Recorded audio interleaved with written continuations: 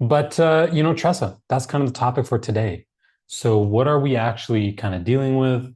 Um, what do the changes look like? All of that stuff we're gonna basically kind of go through. And hopefully I can show you guys some of the changes and also be giving you guys some kind of bonus, which I think you guys are gonna enjoy. So to kind of start it off, just to give you guys a little bit of background on me before we get into it. So just to show you guys a little bit of what I've done in the last 4 years. Some of you guys already know this, but I basically became a realtor a few years ago. These are kind of just some of my scores that I did. And so I did basically all the courses, and this was, even before, well, this is right when I think Humber kind of did the changes, a little bit after that. So I did all my courses, kind of passed them with decent grades. And then I created a Facebook group, which many of you guys are from. So thank you if you're from that group for supporting and engaging. And you guys really are the ones that make the group. And then eventually, I basically started giving the notes out for free, which is why a lot of people joined the group. And then I just started kind of tutoring people because a lot of people were asking me for help. And over time, we started doing groups, and one group became two, and two became three. And, now I've been doing groups for like about the last, 3 years or so. So I've been able, I mean, we've been able to kind of create a really good momentum with a lot of people and over 600 people now. So it's been really, really cool. So all of this just to say that over the last kind of 3, 4 years, I've been in it for a while. And TRESA is something that's new. It's not something that, it's not a change that's kind of comparable to anything we've seen in the last kind of 3, 4 years.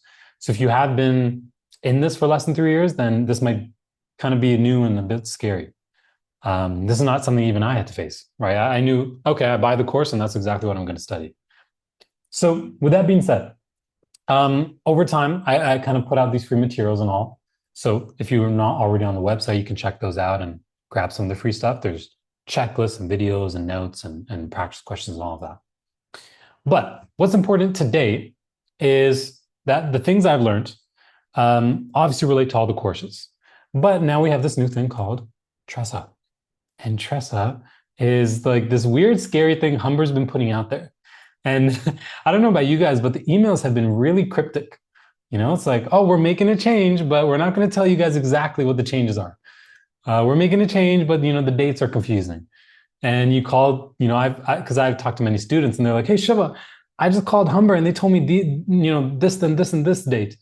And then somebody else calls me and says, hey, Shiva, I just talked, and they said this and this and this, and they're always different, and they're always different.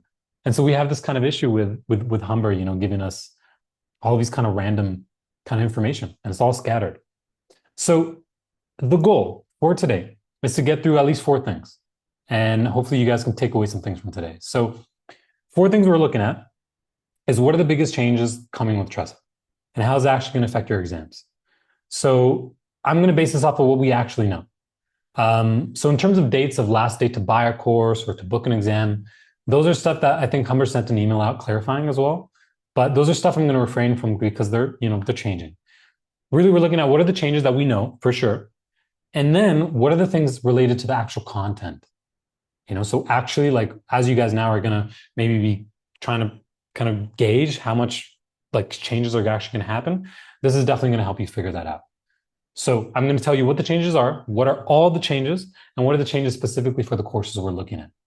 So in other words, what are the stuff we need to know? How do we avoid wasting months from the transition? Because it can be confusing if you don't really have a good game plan. And then what you're going to be able to do right now from today on to kind of get into play. Okay. So basically, after today, you should be pretty okay with TRESA. You shouldn't be worried. You should have a game plan. You should know what the changes are, what the content changes are, and you should be okay. All right. So that is the goal for today. Is everybody good with that? Are we all ready to go? Give me a yes, give me a thumbs up. Just shows me that you guys are here, you guys are ready to go. Okay, beauty, beauty, beauty. All right, let's do it. So first thing we're looking at. So just to give you a brief intro into what the heck TRESA even is. So we had REBA. REBA is basically the Real Estate Business and Brokers Act. It's just the law that kind of governed real estate for the last 20 years. So as you can see, this is from, this is from over here, 2002 to 2023, quite recent. And then in 2020 is when they passed TRESA, right? So after they passed TRESA, the law, it took some time to bring into effect into the real estate industry. Now, TRESA itself, that is just the new law with additional changes. Okay. So all they did is they made some changes because they want to reflect the modern real estate industry, right? Like a 20-year-old law does not reflect how real estate has evolved today, which is kind of the main reason why they did it. Now, what that meant for realtors is, well, they had to make a lot of changes to the business. There's nothing significant that I would say that would like really worry them. Like it wasn't anything crazy. And I was a realtor already, so it wasn't anything crazy I really had to adjust to. But there are minor changes that might have been inconvenience at the beginning. That's all it was. So that also just means for you guys as learners now, finally to bring it into the courses. So in other words, from 2023 to 2025, if you guys have been doing these courses, you have been learning outdated content because Humber is finally caught up, or Rico is finally caught up. So the reasons in terms of like why they actually did TRESA, just a few things here. Like I said, 20 years old, the Rebel Law, so it didn't really reflect real estate today.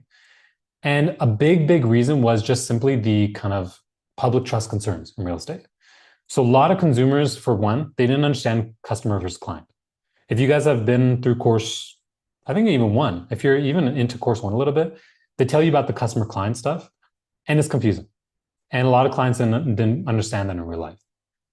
Second thing was multiple representation was a pain in the behind because, well, there's just so much disclosures to be done, and it's more common than you think. It happens like a lot. And if you don't know what multiple representation is, we'll kind of get into that later. And then there was blind bidding. So under REBA, the kind of law was that, okay, sellers, if they get offers, they cannot disclose anything other than the number of offers, right? Which kind of creates this, well, what exactly are those offers? And it creates this blind bidding where people can submit things and there's just less transparency. So obviously real estate with fraud and with, a lot of things, it's a lot easier to kind of not go by the rules in real estate. You might see a lot of, like when you guys get your license, you go into the real world, you'll see everything doesn't really go by the book. So blind bidding, because it didn't encourage transparency, didn't really encourage, actual vulnerability and trust amongst agents. So they've kind of taken that out as well. And in terms of the actual kind of REBA stuff, so they changed the code of ethics. For one, the REBA code of ethics was super, super long and it was confusing and it was rigid and it's really hard to enforce because it's very subjective. Now TRESA's kind of introduced a values-based code of ethics. So it's a little bit easier. Rico's also gotten more enforcement tools. So they're able to kind of actually strike realtors better, like fines and whatnot, which I think is a good thing because we do have a lot of realtors who don't do the job proper, or there is just a lot of illegal activities going on in real estate. And obviously this TRESA now allows realtors to incorporate. So this is called PREC. This is something that's already been happening in other states. So we're actually kind of a little bit behind on this. But PRECA essentially allows realtors to say that, hey, my real estate business, me as a realtor, is its own business on its own. So incorporation has a lot of benefits and drawbacks. It's expensive, but it kind of creates this distance between you as a personal person. So your assets are kind of separated and protected. That's a thing on its own. But this is kind of the basis for why the heck do we even do TRESA. Okay. Now, that meant content changes for you guys. So in terms of what it's going to mean for your courses, there's a lot of content changes, and I'm going to lay it all out for you guys. Essentially, we're looking at a few program updates. So I'm going to show you guys what are the updates kind of based on what Humber has said in terms of the course, and then we're going to look at the module content. So program changes, obviously September 30th, Humber's REBA program ends, and we're going to have TRESA take over. TRESA updates now have been added to course content after September 30th. And now the program is going to be offered by 4 different colleges instead of just 1. So that's going to be Algonquin, Career College, Fleming, and still Humber. Now there's no difference in terms of the content they're providing or the exams that you'll be taking. The only difference really is in the delivery method. So depending on the college you choose, you might have different delivery methods. Now, as far as we know, the prices should be the same. The exams should also be the same because they're the same exam provider, regardless of who you take the course from. So according to Rico, this was more just for accessibility, right? So this allows basically a lot more students to access it, because I know even me coaching a lot of students, people come from all over Ontario. And I've even had a lot of students who say, oh, Shiva, that Proctor track thing sucks. So I'm just going to fly into Toronto, book a hotel for a weekend, and do the exam. They would I've seen students do that instead of dealing with the Proctor track online. So with that being said, this is definitely needed, and it's going to just be a little bit more accessible because you'll be able to take it from different colleges, and maybe one style will suit your learning better than the other. Now, in terms of the content changes, so according to at least what I'll be showing you guys in terms of the TRESA changes, it looks like it's going to affect C1, C2, and Sims 1 the most. Now, there might be some changes to C3 and maybe some to C4 and Sims 2 as well. But after I show you guys what it looks like today, you're going to see like, okay, you know what? It looks like a C1, C2, and Sims thing, because the changes mostly are just affecting things around customer clients, multiple representation, some new forms we have, some rules about disclosures. They're actually quite minor. It's nothing really insane, but it does fundamentally change a lot of stuff they were teaching in C1 and C2. Okay. So these are the 8 modules that we actually look at with TRESA. So this is kind of what the content looks like. So feel free to screenshot if you like. I mean, you guys will get this recording anyways. But this is kind of what they've kind of listed as the new things that we have. So there's new things around the relationships in real estate. Like I said, we're going to go through this a little bit more, but one of the things they mention now is there are no more customers. Before, we had clients, which we represent, buyer and seller, and then we had customers. Customers were supposedly these people who could pay us and we would give them a service. Like, a seller pays us to advertise their flyers around the city, so they'll pay us a flat fee. Now, in real life, it just didn't translate. People were confused. They didn't get it. So there are no more customers. Now there are only self-represented parties. In other words, there's clients and there are not clients. If you work for somebody, you have a client. If that person is not, you're not working with them, they are not your client. And the other term for that is a self-represented party. They represent themselves. Now, there's a lot of rules around that, but one of the most important rules is if you are working with a self-represented party, so you're not representing them, you're only going to give them some kind of service if it benefits your client. So we'll take a simple example. Let's say I have a seller. I'm running an open house. Buyer walks in and says, hey, Shiva, I want to buy your house, but I don't have a realtor. I don't have a brokerage. So I'm going to say, okay, well, we can do this in terms of I have my seller client and you stay self-represented. In other words, meaning I'm only going to help him to the degree that it helps my seller. So I might send that buyer the form and say, hey, sign this part and this part. Maybe this part tells you, so-and-so. Maybe this clause says so-and-so. But I'm not going to do anything to help them because they're not my client. Okay. Now, we could represent both. I could definitely take on the buyer as my own client, and that would be multiple representation. And that takes us to the second part. Brokerage representation versus designated representation. So if you guys have been across C1, 2, 3, or 4, you probably have been introduced to brokerage representation, which basically is the rule that, let's say me and Sunny work for the same brokerage. If I represent a client, technically, I represent the brokerage and the brokerage represents the client. Okay, so the way it used to work was, realtor represents brokerage and brokerage represents client, right? Now it's not, it doesn't have to be this, because what happened with this meant that if I had a client and me and Sunny are agents at the same brokerage, technically we all can share confidential information because we all represent the agent, which makes no sense. Because in real life, I'm never going to tell Sunny anything because he couldn't care less. He's making $1 million plus. You know what I mean? So in real life, this never really happens. But by principle, the idea was, oh, you guys could share information. So now multiple representation, if you represent a buyer and your same brokerage, even different agents, they represent a seller. Now you're going to have to make disclosures and tell everybody, oh, sorry, we can't give you opinions or advice. That's not the same anymore. Now we have this thing called designated representation. I'm going to go more in depth into that later, and I'll show you kind of how it helps us a little bit more. Okay, a little bit more quick overview. We have representation agreements. So like I said, now we're going to have a self-representation agreement for these self-represented parties. There are no more customer service agreements. And we also have this thing called the RICO information guide. Before it was kind of optional to kind of tell your clients about it. Now it is mandatory. So you have to tell your clients about this. And then we have some things around disclosures, a little bit lesser important, and some things around competing offers. Like I said, before we did blind bidding, which was you can only disclose the number of offers.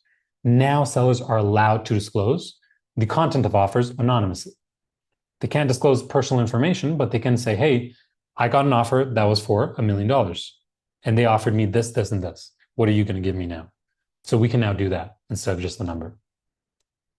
And then there's some things around protection of property, like things about the photos for houses or access to properties. And like I said, the code of ethics. Okay, so these are kind of the 8 modules that we list in terms of the TRESA changes. Okay, so this encompasses everything that you'll need. Now it's likely, like I said, the new content will incorporate all of this, but for your exam, it's most likely to incorporate, like your exam will have more questions around topics that were heavier before. So if you had a lot of questions in C2 about multiple representation, you can expect the same amount now, which means certain topics are just more important. You know, for example, multiple representation typically has a lot of questions. I mean, this module would be very important to study for any exam. Code of ethics on almost any exam has been very, very little. You know, this is something that I skim over when I teach it in the group sessions.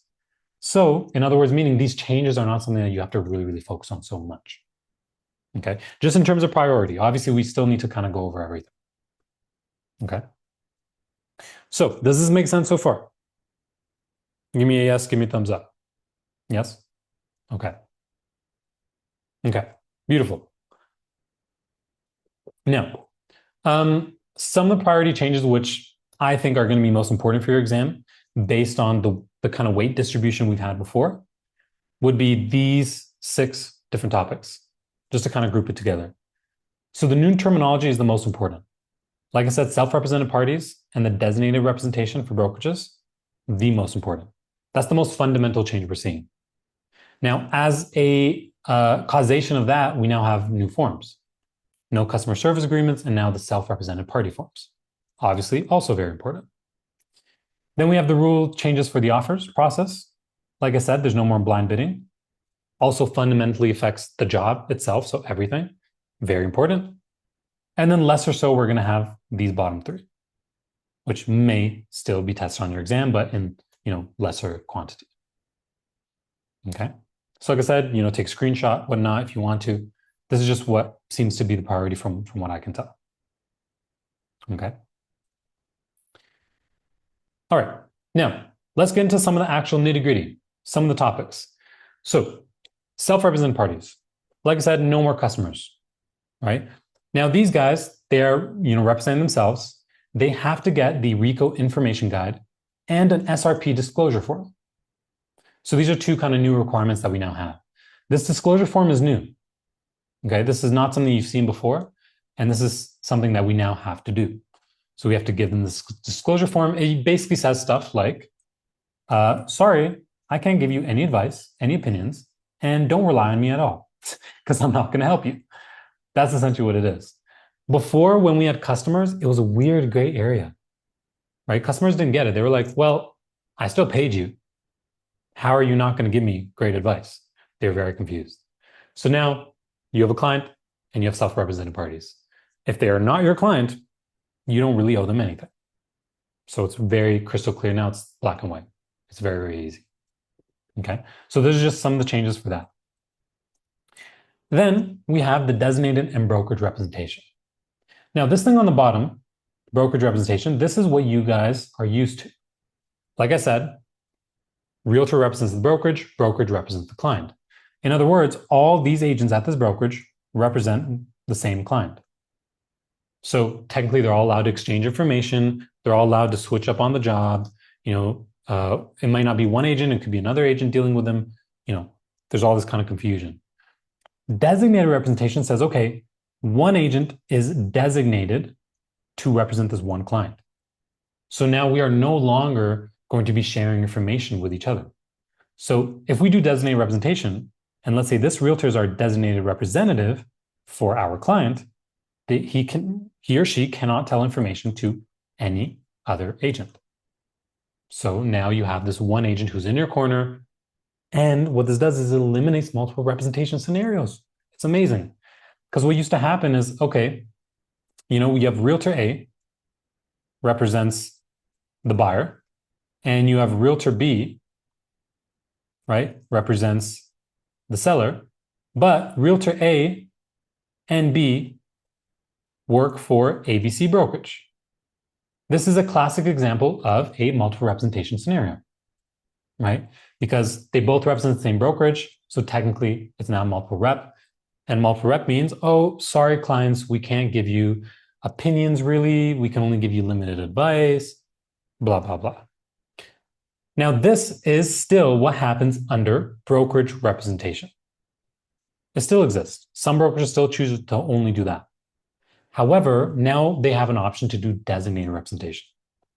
Designated means, even though realtor A and B work for the same brokerage, what they can do is they can say, okay, realtor A is the designated representative of the buyer, and realtor B is the designated representative of the seller. In other words, meaning realtor A and realtor A alone represents the buyer. Realtor B and realtor B alone represents the seller. And now this simply means there is no multiple representation in the scenario. Because again, realtor A is not and cannot share information with realtor B anymore. We're assuming that they're not going to do that. That's legally what is now the rule. So there's no conflict of interest now. It's not like they're working against each other. They can kind of work as two separate entities and they can work against each other. Okay, so realtor B will try to get the best thing for the seller without caring about realtor A. Where before it wasn't the case. Before it was like, oh, we work for the same brokerage. Let's try to maximize our money together. You see? So this is kind of the new thing. Now, brokerages have the option. They can choose to do brokerage representation, designated representation, or both. Okay? And you might have a scenario where realtor A is the designated representative of the buyer, but realtor B simply represents the seller, but this is instead brokerage representation. It's up to the realtors what they want to do. So if I work at a brokerage and my brokerage says, hey, Shiva, you can do designated or brokerage representation, it's up to you. So it's totally up to you what you want to do. Well, if I'm realtor B and I decide to do brokerage representation, and realtor A, also for my brokerage, decides designated representation, this would still be multiple representation because it defaults to brokerage. This brokerage representation says, well, we all represent the client. So technically in this case, even though realtor A didn't really have a say, because they're part of my brokerage, we both technically represent the seller, which is why there's conflict of interest. Okay. So again, I'm going to give you guys some things after, which will make it even simpler. But this is just in a nutshell to give you some of the kind of ideas around this. So self-represented parties, designated representatives, that's probably the biggest points that I can give you. Does this make sense for everybody? Are there any questions on this so far? Okay. Okay, perfect. So let's look at something else. Now, we have multiple representation gets affected. Like I said, this kind of just to reiterate, it occurs if brokerage or same agent represents both sides. So the traditional case, if I represent a buyer and seller in the same deal, that's multiple rep. Or if there's at least one person, one agent doing a brokerage representation, and the other agent is from the same brokerage. That would also be multiple rep. And of course, the issue with multiple rep is, well, we can't really give you full advice. We can't give you full opinion. We can't work against our other client here. So, it's a big issue. Okay. Now, offers. There are some changes around the offers. Blind bidding, I've already mentioned like 2-3 times. So again, we can now disclose content of the offers. We don't have to only disclose numbers. It's up to the seller. If they want to disclose the content, they can. They just cannot share any personal or identifying information. So if I'm a seller and I got 5 different offers, before, all I could do to try and get better offers is I could tell people, hey, we got 5 offers. So it's competitive, but I can't tell you how much. And so obviously that would instigate a buyer to maybe offer a little bit more, but it wouldn't be enough for them to be like, oh my God, I got to offer a lot of money. Now, if I get a really good offer, 1.2 million, and I have 4 offers, I can tell this prospective buyer, hey, we got an offer yesterday and it was 1.2. So you could offer me $1 million if you want, but I'm probably not going to take it. And that can instigate a little bit better competition. Or it could instigate increased housing prices. So I guess that is yet to see. But it is a little bit more transparent. And then the representation agreements. So again, I've already iterated these, but no customer service agreements. We now have SRP disclosure forms, self-represented party disclosure forms. We now have to tell or give the sellers and our buyers the RICO information guide, which just lists a lot of this information you're seeing right now. And there are now new designated representation agreements. Those are kind of all the new changes.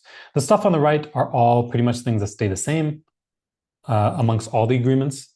So we still have the scope of what we're offering, our realtor name, fees, holdover, termination. Those things relatively stay pretty similar. Okay.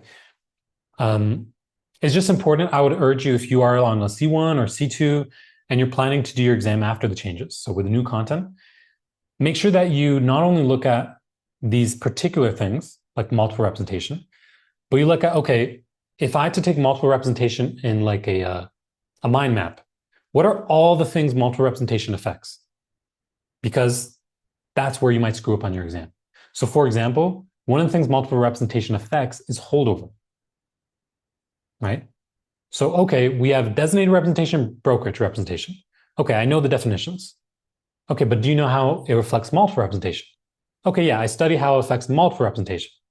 Okay, but do you know how it affects holdover? So you see how it can kind of go down this little chain of it affects many, many things. That's why the changes can be it can seem a little bit stressful because it does affect quite a bit. Right? It only took me 5 minutes to explain it, but it affects many things.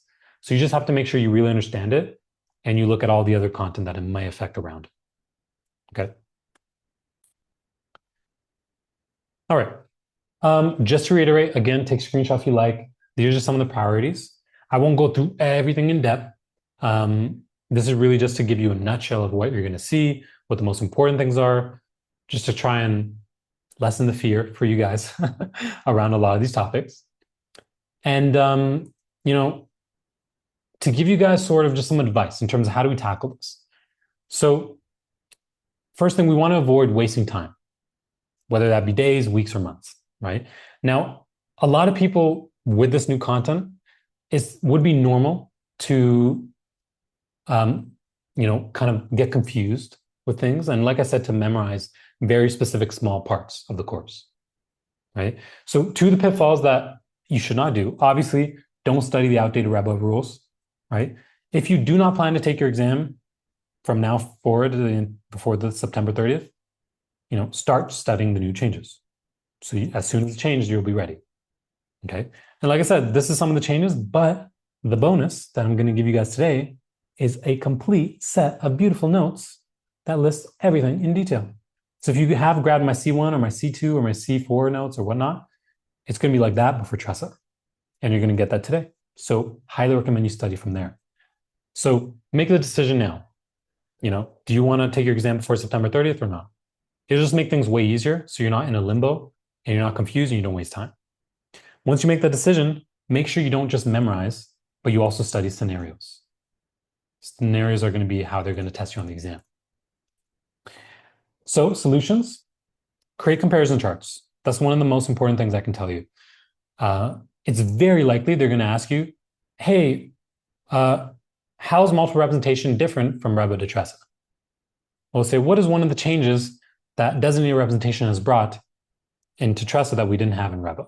So they're going to typically ask you for these comparison questions, which means you not only need to know the new content, but it's likely you might need to know the kind of changes of how it transitions, right? We don't know for sure, but perhaps. Second, focus on the big changes. Like I said, there is a decent amount of content change. The notes will make it easy, so you're good anyways. But if you are trying to prioritize, naturally, some areas you're going to have more weight on your exam than others. Multiple representation will have more weight than code of ethics. It's just normal. That's just how it goes. It affects more parts of real estate. So nail multiple rep, right? If I had to name one thing you should nail, it's going to be the SRP and the designated representation. You can expect that to give you the most return on your exam, right? So prioritize. And then last thing, practice situational MCQs, whether you do that yourself, whether you ask ChatGPT to create it for you, right? Whether you are, just trying to cover the page and make cue cards, however it is. It's going to take a while for some of the content sources you might be using to update, whether that be Passive, whether that be, Minicram or whatnot. So take some initiative, That's why it's good to get a head start now if you already know you're not going to take your exam this month. Okay. Now, action plan. So this is just the last part of what I want to tell you in terms of what you should do now in terms of getting ready. Like I said, decide if you're going to do your exam now or not. Once you do that, your game plan to study this would be study the forms. And there's going to be two new forms, which is the RICO info guide and the self-represented form. And then there's also that designated representation disclosure form. So there's 2 to 3 new forms. Find the forms, study the forms. Second, study the notes. I mean, this should be probably number 1. The notes are great. I mean, I'm biased, but I think the notes are great. They're quite detailed. So, check those out. If they're garbage, throw it out. Don't worry. But try those out. And like I said, you try some practice MCQs. It might take a minute for other things like passive update. So ChatGPT can be your best friend. Throw my notes in there, tell it to create you some MCQs. I mean, that's a great strategy to do for anything. And then potentially make small cheat sheets of new terms. It's anything that's new. It's going to be helpful if you just make those kind of cue card things, because the changes kind of break down into many, many layers.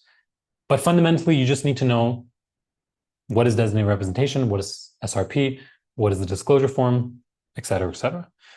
Just know the foundation and the rest will follow quite easily. So don't try to go to, oh, well, how does this affect holdover? First, understand designated representation. Then you'll naturally understand the trickle yourself. You won't necessarily have to study it so much. Okay? So that is just a little bit of a gist, kind of what it looks like. And then I'm going to see if I can, I will see at the end of the meeting if I can put the notes into this chat, or if not, I will send it to you guys by email anyways with the recording. But yeah, so, that's essentially what I would recommend in terms of doing for TRESA. And that's essentially all the content, what it looks like. So, hopefully by now you have a decent idea of what the changes look like, what are the modules, what are some of the most important parts for your exam, and what you should do now if you are, trying to get ready for TRESA. Okay. So was that helpful in terms of TRESA? Give me yes or no. I always like feedback. It always, helps me for the next one, obviously. Okay. All right. Beautiful. Okay. So, like I said, I'm gonna try to upload the notes here. Let me see if I can do it right now. So give me a sec. Oh, I think I can. Okay, give me 1 second. Let me just upload these. And I mean, if it doesn't work, I will send it to you guys anyhow, another way. So, all right. So that uploaded. Give that a shot. Download that. Tell me if that works. If any of you guys are able to download that, just give me like a yes in the chat if it downloads and it works.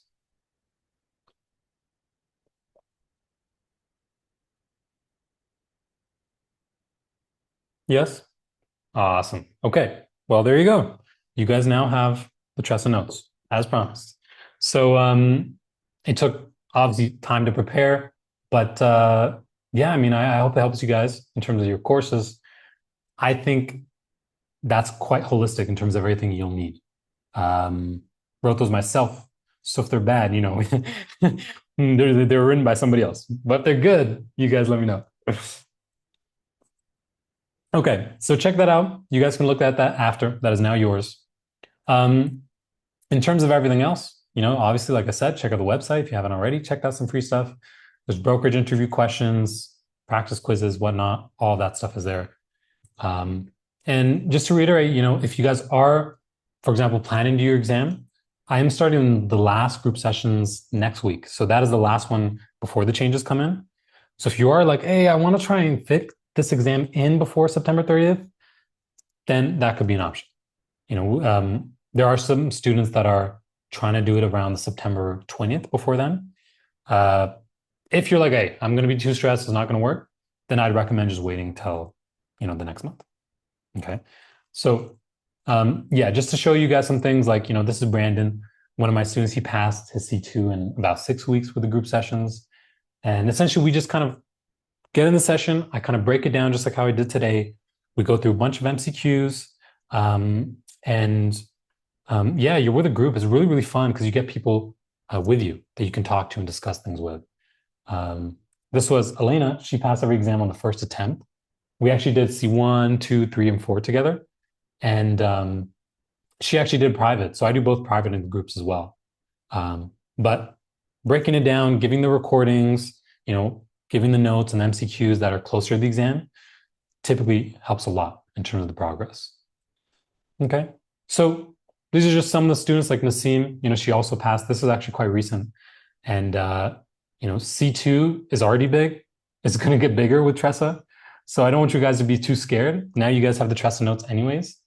But if you are serious about getting this done in the next month or so, definitely check these out. If you're looking at, if you want to see some other students that have already kind of done the courses, these are two of my students that I've kind of coached and did some interviews with, and they are realtors now.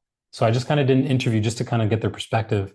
And I think they resonated with a lot of people. So give it a shot. If you haven't already checked it out, it will give you a little bit of a glimpse of what life is like in real life as a realtor. And yeah, they have a lot of good insights in terms of starting out, how to kind of get your brand situated, especially if you're on a course 4. These might be kind of useful for you. Okay. So that's pretty much it. Just to give you guys a kind of a breakdown of TRESA and whatnot and the group sessions I'm doing next week.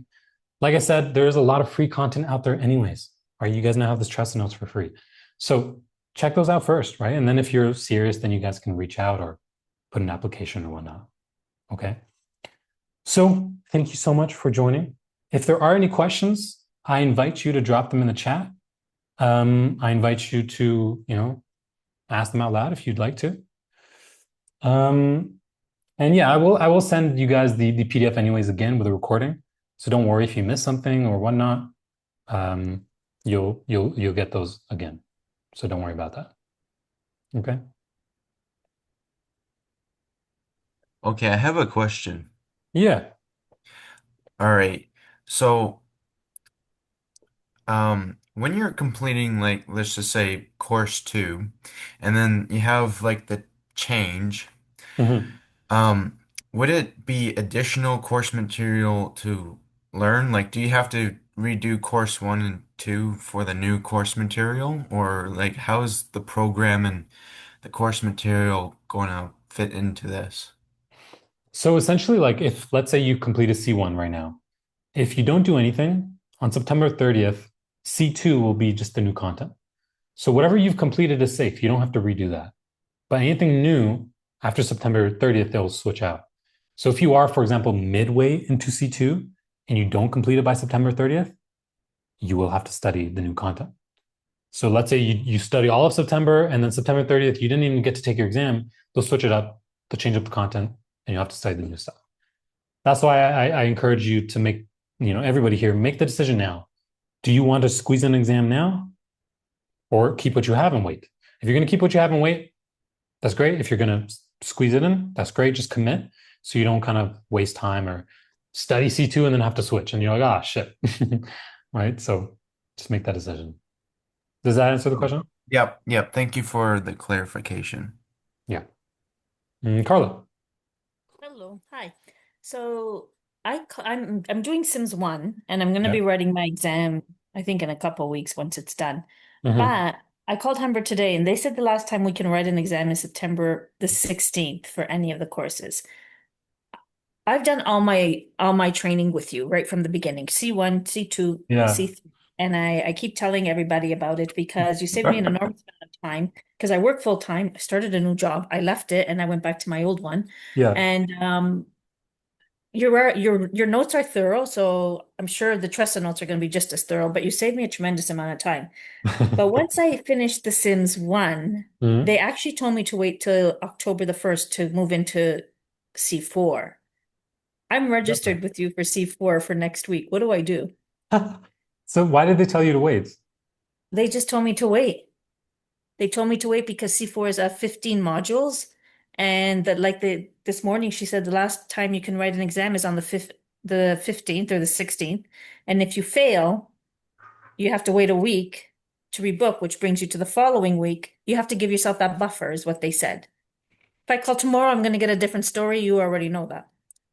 But Interesting. she did say the 16th was the last time I could write an exam, so I'd have to wait till October 1st to register for C4. I've already Hmm. registered for C4 with you because it's a huge help for me. And I passed all my exams. So there you Yeah. guys. There's a live testimonial, unpaid, nothing. But I just want to know what should I do? Like I'm fine to start next week, but Yeah. and see it's just minimal changes. What should I do? I want to Well, add up. I want to add a point to Carla. mm, So the information I think you have is wrong. You probably might need to call back again, talk to two, three different people because not everybody is they're good on the dates itself. So I booked my exam last day, which is 21st. 21st is the last day, but 21st is it's not in person. I would like to go in person, so I booked it for September 20. And the Oh, last mm. date to book the exam is September 16. That's how it is. Like you can give your That's what I was exam September, thinking. yeah, and the last date to be after 16th of September. You cannot book any exams. The reason I think she did not allow she advised you to wait is because it's a long course. Like for her, it's a 15 modules, so probably takes like a month or two. So she asked you to wait. That's her opinion, but it's on you. And then if Shiva, so you can Mm. actually make it a little bit faster. Yeah. So I did see one and C2 together. So I don't know. I can probably get through 15 modules in pretty fairly quickly, but Shiva, what should I do here? Should I wait or should I just join, like come Tuesday? well, it's it just depends how much time you have to study. I don't think C4 is going to be that big of a change. Okay. I do think it'd be nice to get out of the way so you're not like, That's what what I want to what if do. it changes? What if, And so Yeah. it just depends. Do you think you'll be able to get it done within 3, 4 weeks? Because from now it's what, August 21st, right? So you Yeah, but literally, I'm not I'm doing my exam because I'm doing the weekend version because I'm yeah, working full time. I'm doing my exam on September the 6th. for Sims. Yes. I see. You see, like I've had a lot of students do Sims and C4 at the same time They because, won't let you. well, you're going to book the course later, right? Yeah, yeah, yeah. Oh, yeah, that part. Yeah. But I'm not sure also when is the last day to buy a course. The last what? Last day to buy a course. Oh, I don't know. I Yeah. didn't ask that. I'm I gonna call think later when we're done. They I close at think from 8:30. what I think from what I know, I think it's might be September 1st, which might mean, I yeah, can't get it. Yeah. there you go. So I exactly like they said in the chat, I think it might be September 1st. So I Hmm. think you might just have to wait anyways. Which is fine. We can put you into the next one anyways, but you might just have to wait. You think there'll be a lot of changes in the C4? No, no, like I said, like most of these stuff, like because nowadays after teaching the content so long, I know it like the back of my hand. I know. Most of these stuff are like C1, C2 stuff and the simulation one. Like Oh, C4 is all commercial, so it's rarely affected by these TRESA changes.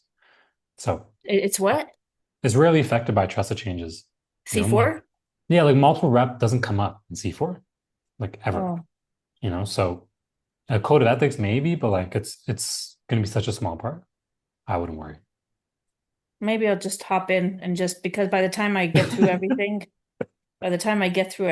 and like really understand it, and I just may as well do it. Okay. Yeah. Okay, well, thanks for the question. Thank you. Okay, some of the questions we have in the chat. What if I bought the old course 3 material? Would I have to rebuy the new course again if I'm not able to do the exam? As I answered before, yeah.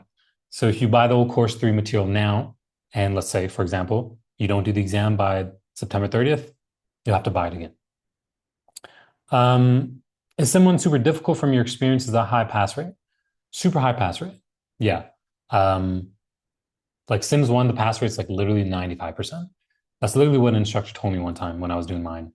And based on my experience with students, that's why I don't offer any kind of really tutoring for it, because it's super easy. Most people pass on the first try without problems and without studying much. So biggest thing is just pay attention in class and write down in the booklet the stuff that they tell you. But even that, I'll tell you, I didn't pay much attention. It's really boring. It's very long. So, you'll be fine. Don't worry about the Sims. You'll be fine. Now, when the changes come, I don't know. For now, you'll be okay. Okay, well, really great questions. Is there any other questions you guys have? I have a question, Shiva. For C4, what's the pass percentage from your experience? Is it going to be like easy, or is it tough exam? For C4, well, it really depends on the person. What I can tell you from a lot of students I've coached, I mean, C4 doesn't have as high of a fail rate as C3 or C2, from what I can tell. But the people who do get stumped really hard. Like, you might have some people who like have an issue with it, and those people like they take like 2 or 3 times to kind of get it through. And I've seen people that know every detail about coursework. They could teach it better than me, but they still kind of fail the exam because of the questions, really. So with that being said, I mean, I wouldn't say it's hard, but I wouldn't say it's necessarily easy either. I would say it's a good combination between C2 and C3 because it's not 20 modules, it's only 15, but the exam difficulty would be more similar to course 3 than course 2. Because relatively, course 3 exam is harder than the course 2 exam, just because of the situational based questions, I think. Yeah, I mean, it depends on the person, right? Yeah, Carlos like, nah, that was easy. I actually found C2 harder, believe it or not. C3, Yeah. maybe because you have also life experience with rent and applications, but I don't know. I found C2 harder. That's just me though. Yeah, it's going to depend on the person. But yeah, that's what I would say. Good question. Any other questions before we cap this off? No? Okay. Well, I will close out. 5, 4, 3, 2, 1. Thanks, man. Okay. Well, thank you guys so much for coming. Enjoy the notes. I'll send you a recording and the notes after. And good luck on TRESA. Good luck on your courses. Hopefully, I will see some of you guys next week. See you. Ciao. Have a good evening, guys.